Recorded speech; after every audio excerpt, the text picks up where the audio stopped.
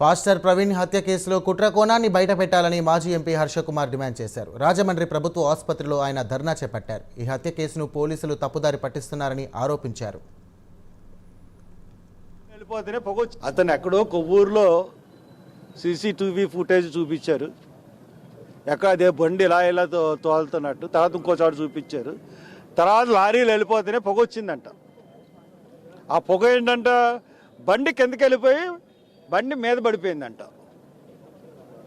అది వాళ్ళ పోలీసు వాళ్ళు చెప్తున్నది ఇన్వెస్టిగేషన్, సీసీటీవీ ఫుటేజ్ ఇన్వెస్టిగేషన్. అది అంటే ఈ కథ అల్లడానికి వాళ్ళకి మధ్యాహ్నం నుంచి ఇప్పటి వరకు టైం పట్టింది. ఇది ఖచ్చితంగా చెప్తున్నాను. ఆ పాస్టర్ గారు ప్రవీణ్ పకడాల పాస్టర్ గారిని, ఆయన ఎవరో నాకు తెలీదు, కానీ ఖచ్చితంగా మట్టుకు చంపేశారు.